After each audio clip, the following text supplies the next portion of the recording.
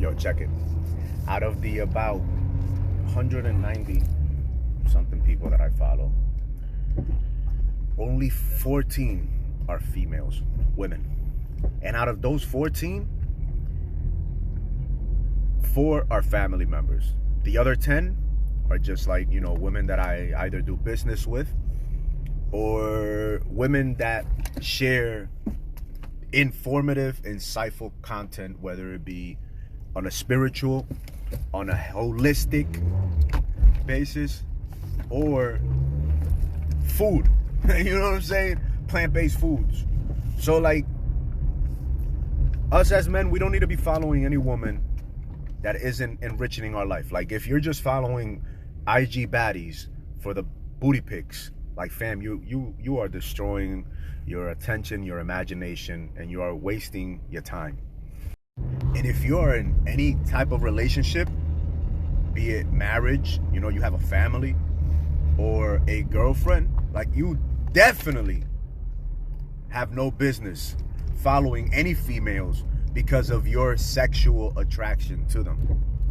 Because whether you're not, though you might not physically be doing something, in the spirit, you are fucking them, bro. In the spirit, you are committing adultery. And the women that you are, you know, intimately engaging with in a sexual manner, you are sharing that spiritual adultery with them, and they are going to feel it. Like women are sensitive as shit when it comes to energetic, you know what I'm saying? So if you are very undisciplined, if you are a compulsive individual, if you are you know, being perverted in your mind, and you are being unfaithful in the mind, they can feel that, bro. Now, I ain't no saint, bro. I ain't free from sin, from ignorance, from falling short of my own bark. You get what I'm saying? You know, I've been there heavy liking on all the booty pics. You know what I'm saying? Leaving little comments like a freaking simp. But thankfully, yo, 4, maybe 5 years, past 5 years, successfully, you know what I'm saying, doing great for myself in that department. Doesn't mean that I haven't fallen short in that 5-year time.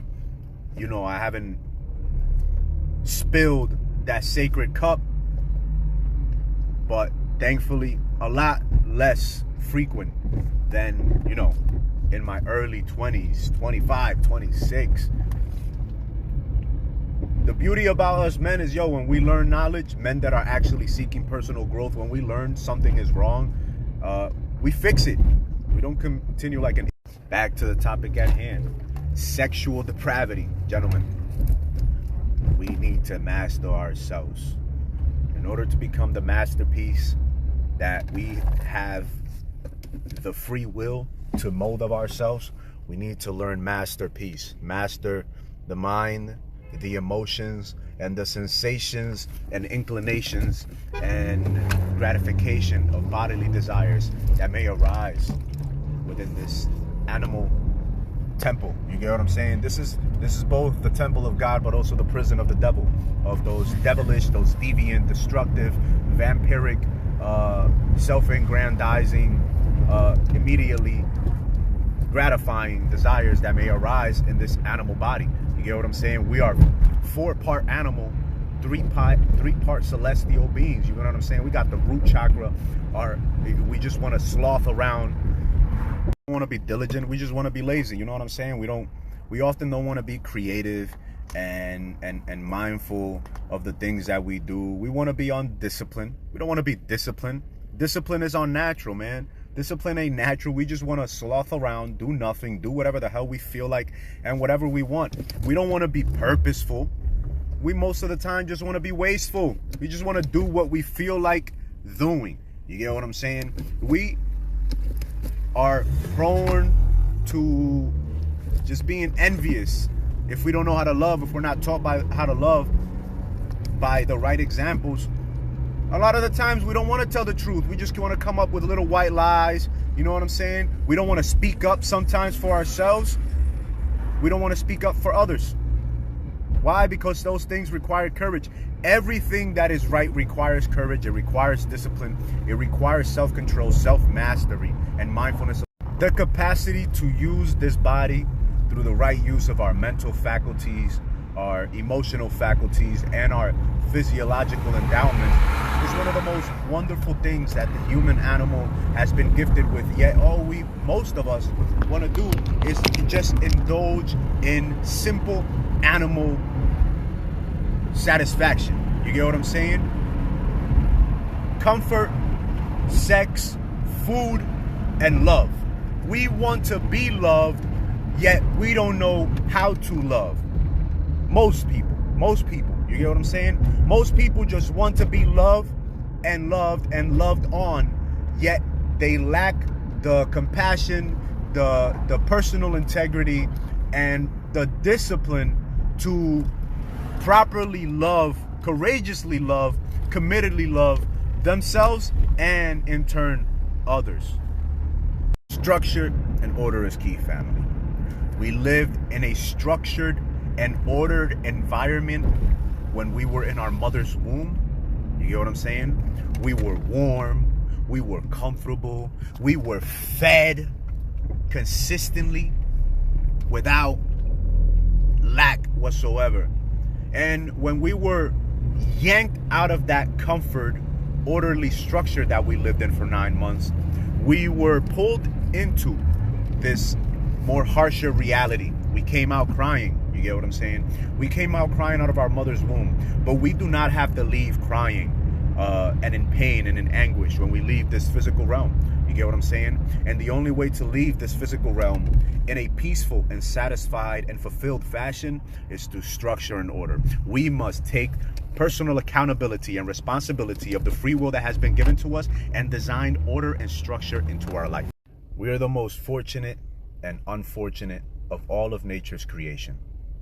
We are freed, and at the same time, by our own will, we are enslaved to all based instincts.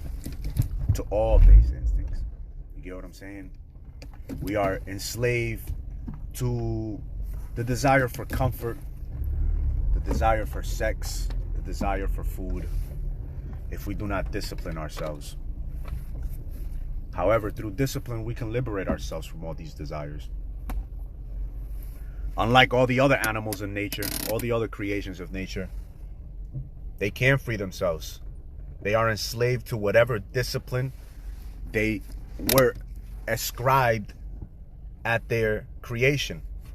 We, through discipline, can liberate ourselves from all base desires and transcend these things. So we must be mindful of them. To finish off this rant, get this, family. Greater is he that conquers himself than he that conquers and has power over others. The body, the mind, and the emotions that we feel within this physical being are great servants, but they are horrible masters. The only way to govern these three and put them in right order so that they can serve our greater vision and goals in life, in our fitness, in our faith, in our family, in our relationship with others, with our finances, with our vision of a better future, and to elevate our vibrational frequencies, is to discipline consistently through developing the right proper habits for this body so that it is enslaved to whatever we need it to do rather than whatever it wants to do. This body is both the temple of a positive force we call God, but also the prison of the devil, destructive and wastefulness. Other than that, we just got to the gym. We're about to go make some gains. Today is back, I think. I don't know. But we'll figure it out when we get in there. You have a great Saturday. All right? One love. So do your best daily to remove as many unnecessary distractions as possible from your life. All those little sexy pictures that keep coming up on your searches, just hit uninterested. Start taking care of your garden, i.e. your mind. Start being a conscious gardener of your mind. Your mind is a garden. The consciousness that you can develop, i.e. your willpower, is the gardener of that garden, which is your mind, and also which is your body and your emotions. Your soul is your garden. If you do not take care of your soul consciously, intentionally, then your soul will slowly wither away until it is consumed by all the other weeds that do not need to be there. You will destroy your personality and your being in the process.